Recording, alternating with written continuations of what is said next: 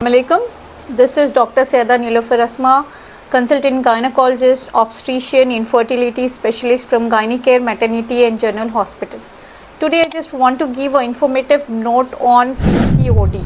As you all know that PCOD is spreading very fast and its prevalence is increasing day by day.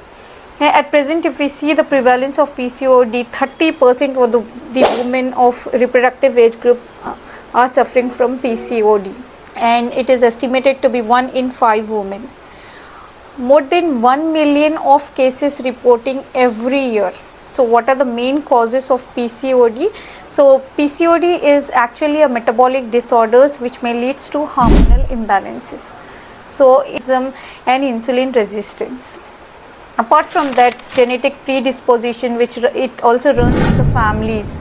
Then environmental and lifestyle factors such as sedentary lifestyle, stress, obesity may also lead to PCOD.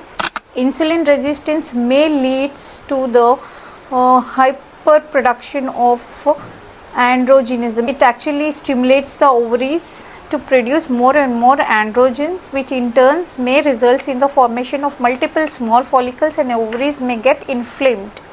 Now coming to symptoms, the most commonest symptoms in the reproductive age group of women are the menstrual irregularities. Most of the women may complain of irregular cycles, skip periods or delayed periods, oligomenorrhea, hypomenorrhea, amenorrhea. The second commonest symptom is obesity, unusual weight gain without any obvious reason.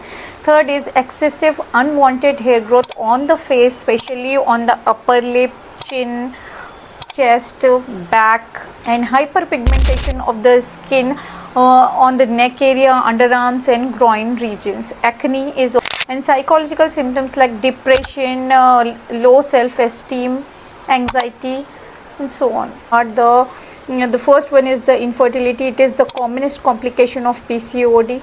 Then recurrent miscarriages, pregnancy related complications, endometrial hyperplasia, and sometimes cancer due to unopposed estrogens, and metabolic complications such as obesity, type 2 diabetes, metabolic syndrome, and cardiovascular complications are like hypertension, ischemic heart diseases, hyperlipidemia, dyslipidemia.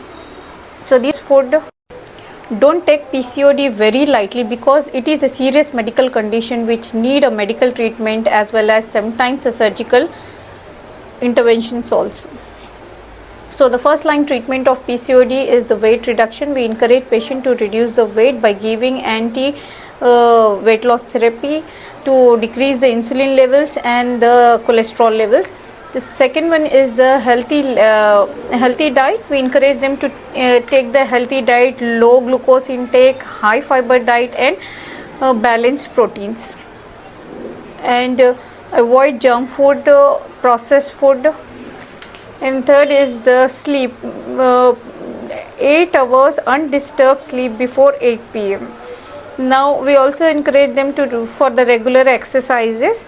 Now in hormonal imbalances, we usually suggest hormonal therapy or non-hormonal therapy. In hormonal therapy, we give a combined oral contraceptive pills, and in the non-hormonal therapy, we suggest them inositols, which usually vitamin-like compounds, which increases the insulin sensitivity and increases the ovarian function. Next, to manage the androgenism, we suggest anti-androgenic drugs, and in insulin resistance cases we usually prescribe metformin, and in infertility cases we give ovulation induction therapy, either CC or letrozole. And in serious cases of PCOD, severe cases of PCOD, we suggest laparoscopic drilling of the ovaries. Hope you understand.